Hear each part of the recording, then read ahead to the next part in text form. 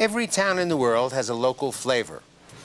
A flavor that comes from the signature dishes of the place, from a group of preferred ingredients, or a type of restaurant that is popular in the area. It is a flavor that comes from appreciating a particular piece of cooking equipment or a technique.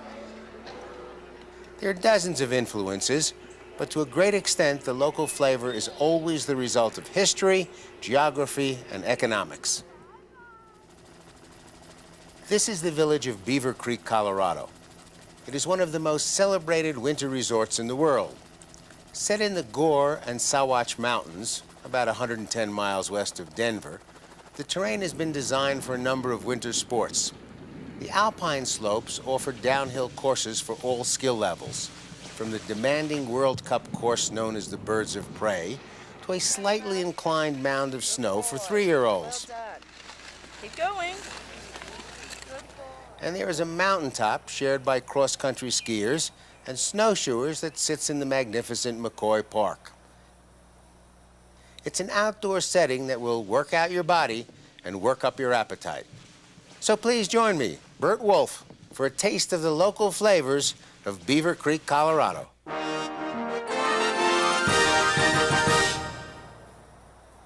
By the middle of the 1860s, the gold rush that had begun in California in 1849 was coming to an end.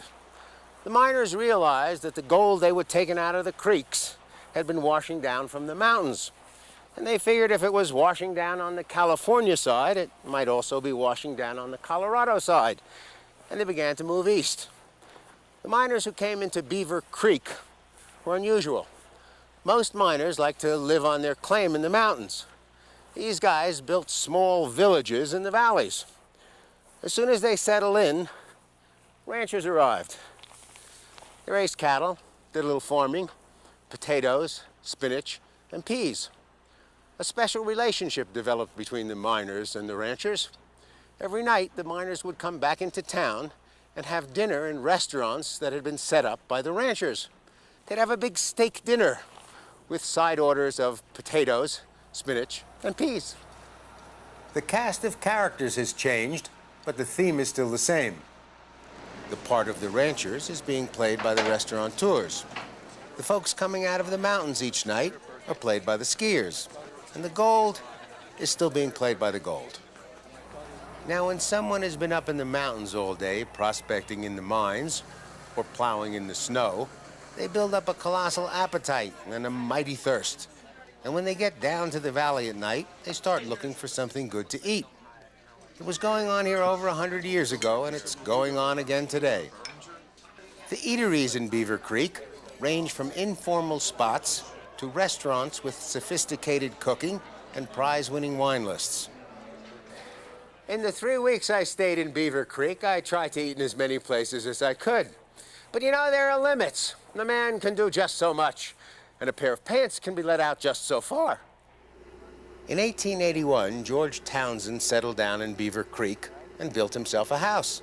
And it's still here. Today it's the home of Chef Danielle Jolie, his wife Natalie, and the restaurant Mirabelle, which has a reputation for serving some of the finest food in the Rockies. Danielle is from Belgium and trained with a number of the finest chefs in Europe. Today he's preparing one of his favorite meals. The first course is steamed mussels with a julienne of vegetables. The main dish was a seared Dover sole with vegetables and a creamy citrus sauce. Dessert was a lemon tart. I'll tell you how to get the recipes for those dishes and all the other dishes in this series at the end of this program. Another award-winning restaurant is the Grouse Mountain Grill, located in the Pines Lodge. It is considered to be one of the top hotel restaurants in the U.S.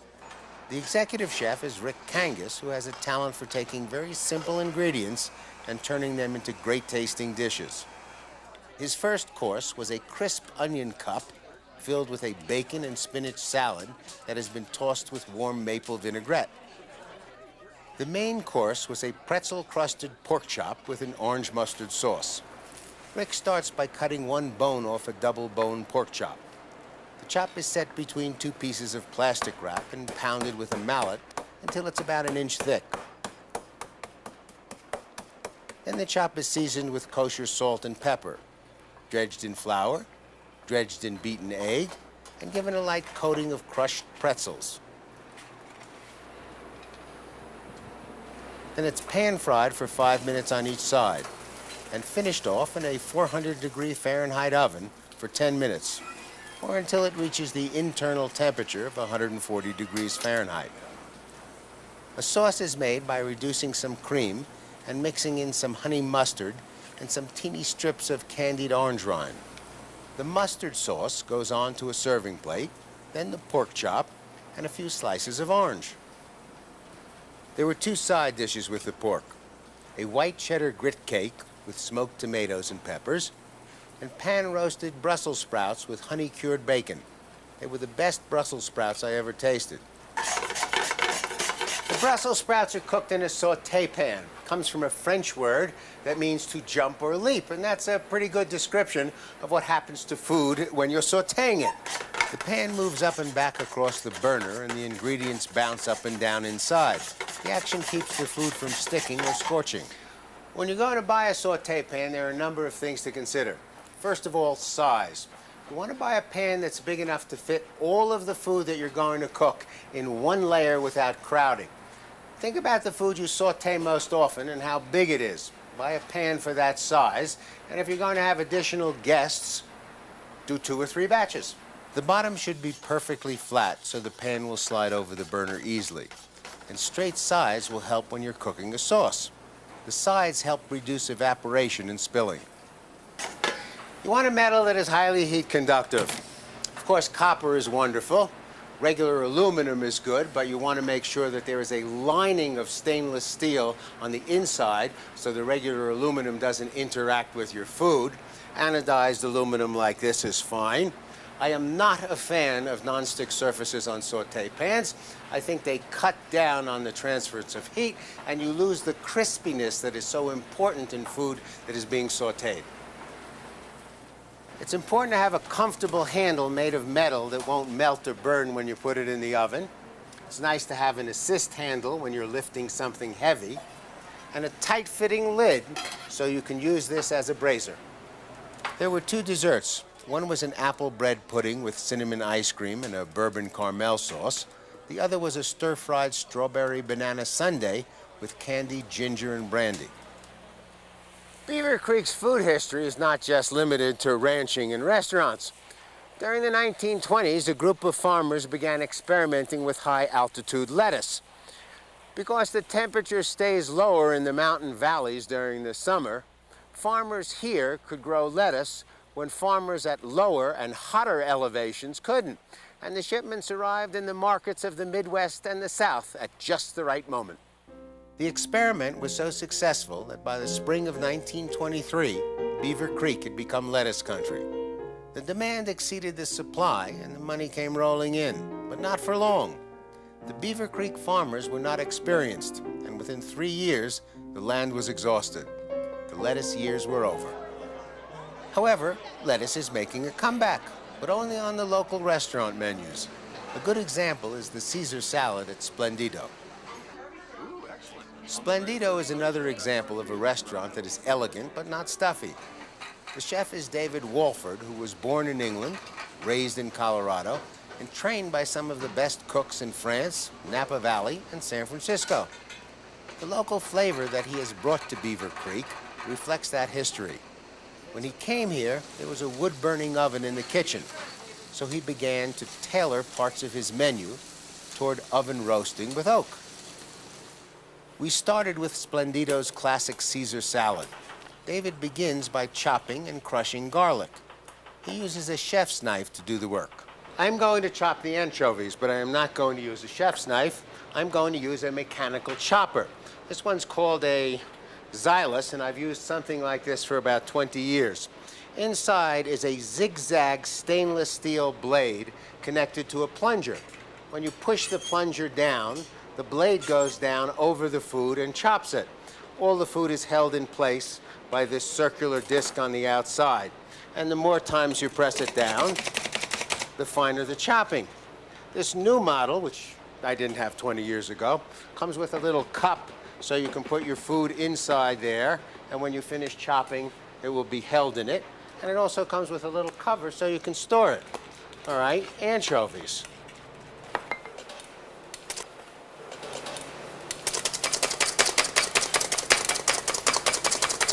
I love anchovies. The garlic and anchovies go into a bowl. Then an egg which has been boiled in its shell for 1 minute. It's known as a coddled egg, and it helps the dressing emulsify. A mixture of lemon juice, Worcestershire sauce, mustard, kosher salt, and black pepper is mixed in. Finally, olive oil is whisked in to complete the emulsion. And that's the dressing which is added to the dried greens. The key word in describing the greens is dry. Oil and water do not mix. So if the lettuce is wet, all of that wonderful dressing is just going to drain down to the bottom of the bowl, and your lettuce is going to end up naked rather than properly dressed. You can dry those greens by wrapping them in terry cloth or in paper toweling, but the easiest way is to use a salad spinner. Salad spinner! The spinners work on centrifugal force. There's an inner basket, and as it spins, the greens in the water are forced out from the center to the sides. The greens are trapped against a grid, and the water flies out against the inside of the outer basket. Choose a salad spinner that's big enough to hold the amount of salad that you normally use. Make sure that the construction is solid, that the top fits on securely, and most important, you have a dependable spinning device. This model will let you push down with one hand. The downward pressure and the ring of non-skid rubber on the bottom of the outer bowl keeps the dryer secure on the counter. There's a brake button on the lid that brings the spinning basket to a halt. The pump knob locks down for easier storage, and you're ready to continue. The greens are dressed and tossed with grated Parmesan cheese. A few homemade breadsticks are used to garnish the salad. The main course is Colorado rack of lamb that has been marinated in pomegranate juice and roasted in a wood oven. But since I do not have a wood oven in my kitchen, David has been kind enough to tell me how to make it in a standard oven. This is the pomegranate juice, the base of the marinade. If I can't get pomegranate juice, what can I use? You could use red wine or maybe try cranberry juice. I haven't ever used that, but I always thought it might be nice. A marinade is made from pomegranate juice, olive oil, chopped lemon zest, lemon juice, shallots, garlic, rosemary, thyme, and crushed black pepper. You can marinate it for 8 hours, 12 hours, 24 hours is the best, not more than that. Then the lamb is drained and the bones are wrapped in aluminum foil. So we want to wrap the bones with foil because the wood oven is so hot they would go up in flames. The rack is seasoned with black pepper, at which point the lamb is roasted in a wood oven for 12 to 20 minutes, or browned in a hot skillet with a little oil, and then roasted in a 450-degree oven. The lamb comes out of the oven, rests for 10 minutes, gets sliced, and served with seasonal vegetables, a sheep's milk cheese soufflé, and a sauce made from stock and some of the marinade. For dessert, we had a pear ginger upside-down cake with an amaretto zabaione.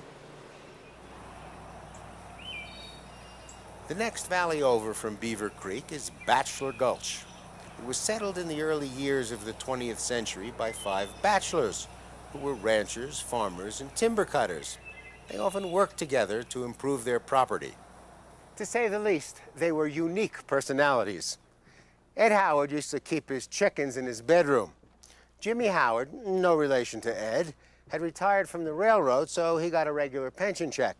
He would cash it, take part of it to go into town to the local bar, and give the rest to his neighbor with the instructions that no matter what he said or did, that money was not to be given back to him until he sobered up. And of course, a couple of hours later, he would come back dead drunk, screaming for his money. But the neighbors, being good neighbors, would not give it to him. And the Howards were 2 of the more normal guys. Today, Bachelor Gulch is part of the Beaver Valley ski area, and the old Anderson cabin is now available as a private dining facility, which of course is exactly what it was when John Anderson lived there. The guys in Bachelor Gulch liked the beauty and solitude of being alone in the mountains. And if you'd like that experience on the most luxurious level, you can rent Trapper's Cabin. Set back in the trees at 9,500 feet. It's just what a trapper's cabin would be after his IPO. It comes with its own full-time chef, cabin master, and housekeeper. And let me tell you, this is the kind of house I'd like to keep. Thank you, Chef. Thank you. And no matter who's doing the cooking, they're going to be adjusting those recipes. That's because most cookbooks are written for people who live and cook at sea level. When you take those recipes up in the mountains, strange things happen. The barometric pressure up here is lower. That's because the blanket of air above you is thinner. It's actually a pound lower for every 1,000 feet you go up. And that has a strange effect on your cooking. First, water and other liquids evaporate faster and boil at lower temperatures. It's not your imagination if you think your coffee isn't as hot in the mountains as it is at sea level. Second, rising or leavening agents used in baking, like the carbon dioxide in baking soda or yeast, or the air in whipped egg whites, expand more. At sea level, water boils at approximately 212 degrees Fahrenheit. In Beaver Creek, water boils at 203 degrees Fahrenheit, which means here it takes longer to cook food in boiling water, and more water must be added to make up for the greater evaporation. As a general rule, for every 1,000 feet above sea level, you need to increase the cooking time by about 10%. And above certain altitudes, some foods, like dried beans, won't cook at all without the help of a pressure cooker. That's because the water boils at such a low temperature that it just vaporizes before the beans are cooked. And high-altitude baking is the biggest challenge. The reduced air pressure makes bread dough and cake batters rise too much or too quickly. Bread and cakes just fall. The answer is to decrease the amount of yeast, baking soda, or baking powder. And if the leavening agent is the air in beaten egg whites, only beat the egg whites to soft peaks. And speaking of peaks, allow me to introduce you to a couple that are still at the peak of their skills. Helmut Fricker is well known in Beaver Creek. Each afternoon he arrives at the center of the village and treats passers-by to an Alphorn concert.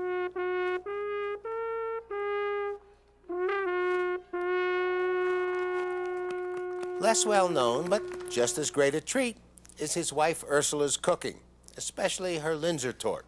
And we start with 300 grams of flour, sifted flour, just regular flour.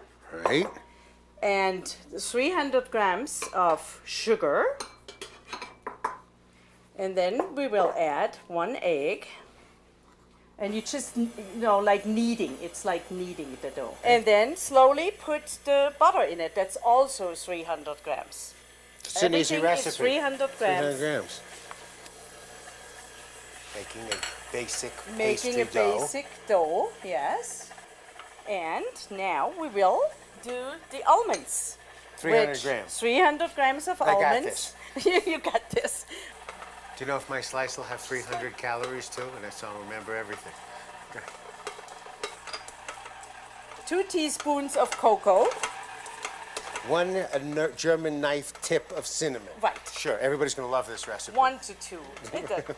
Just a dash of ground cloves. Cloves. That I put in. And then we have Cherry-flavored brandy. cherry-flavored brandy, but not sweet. It's real schnapps. Schnapps. 2 tablespoons, did you say? 2 tablespoons. Ursula's using a very practical piece of equipment. It's called a counter board. You use one side when you're chopping, onions, garlic, anything that would be strong. You use the other side for pastry. Yes. And your real counter surface, which in this case is marble, is always protected. You know, the best of these cutting boards are made of laminated sugar maple and have 2 bars on the side. One projects up and the other projects down. When you put the board on the counter, the front bar holds it in place and keeps it from sliding to the other side, and the back bar keeps the ingredients from spilling over. And then it has to rest at least for an hour in the refrigerator. Put it in the fridge for an hour. An hour later, it has chilled and is very workable now. This will be the bottom. So now we roll this out, if you can. I like this rolling pin, it's very nice. That's called an American rolling pin. And that weight does all the work for you. You don't have to very, very, very well. put any pressure on it. It has ball bearings on the inside, and so the barrel rolls independently of the handles. I like these handles particularly because they're a full 5 inches. Yeah, so you get a good grip on very it, good. right? Well, It's the best one I ever had. I brought along a French rolling pin so we could have a comparative rollout. It's longer than yours. It's much lighter and thinner. The French chefs like this because they feel that it puts them closer to the dough and they get a better feel of the way it's rolling out. And then you just take it and put it in your form.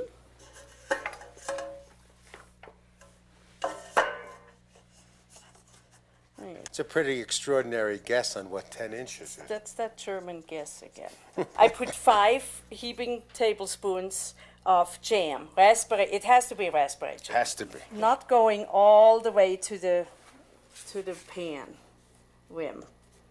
This. And then I have made some cutouts that are little leaves, and I make the rim with it.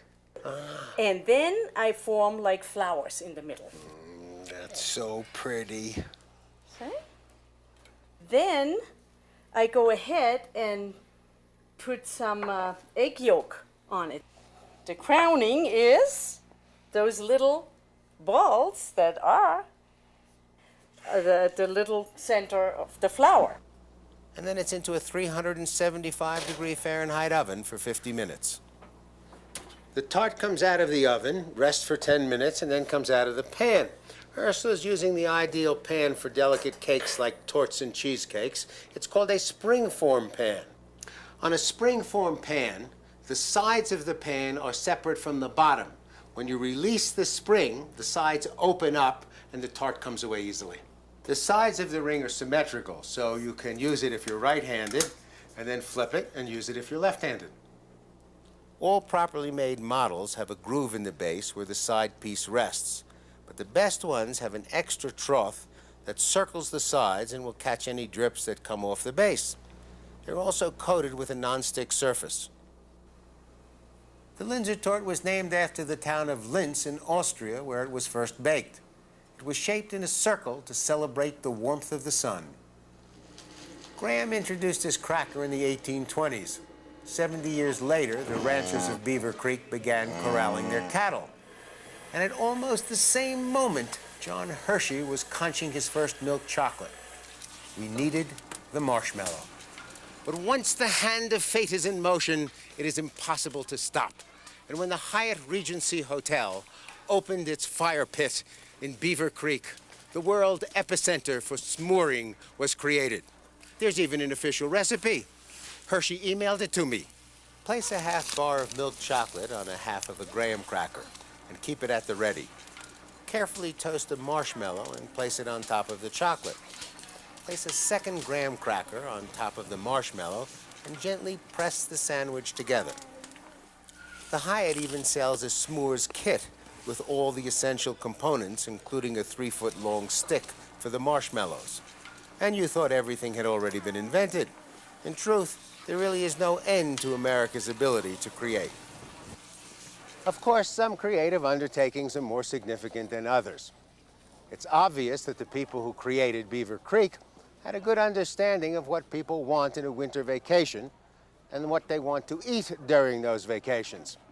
If you've enjoyed this edition of Local Flavors and you'd like some more, please join me next time. I'm Burt Wolfe. You can watch this program and link to hundreds of other Burt Wolfe programs free at burtwolfe.com. There's information on how to tour the same places, plus Burt's slightly irreverent take on history and culture. It's all at burtwolfe.com. The miners realized that the gold they were taking out of the creeks had been washing down from the mountains. And they figured if it was washing down on the California side, it might also be washing down on the Colorado side. And they began to move east. The miners who came into Beaver Creek were unusual. Most miners like to live on their claim in the mountains. These guys built small villages in the valleys. As soon as they settled in, ranchers arrived. They raised cattle, did a little farming, potatoes, spinach, and peas. A special relationship developed between the miners and the ranchers. Every night, the miners would come back into town and have dinner in restaurants that had been set up by the ranchers. They'd have a big steak dinner with side orders of potatoes, spinach, and peas. The cast of characters has changed, but the theme is still the same. The part of the ranchers is being played by the restaurateurs. The folks coming out of the mountains each night are played by the skiers. And the gold is still being played by the gold. Now, when someone has been up in the mountains all day, prospecting in the mines, or plowing in the snow, they build up a colossal appetite and a mighty thirst. And when they get down to the valley at night, they start looking for something good to eat. It was going on here over 100 years ago, and it's going on again today. The eateries in Beaver Creek range from informal spots to slopes offer downhill courses for all skill levels, from the demanding World Cup course known as the Birds of Prey to a slightly inclined mound of snow for 3-year-olds. Keep going. And there is a mountaintop shared by cross-country skiers and snowshoers that sits in the magnificent McCoy Park. It's an outdoor setting that will work out your body and work up your appetite. So please join me, Burt Wolf, for a taste of the local flavors of Beaver Creek, Colorado.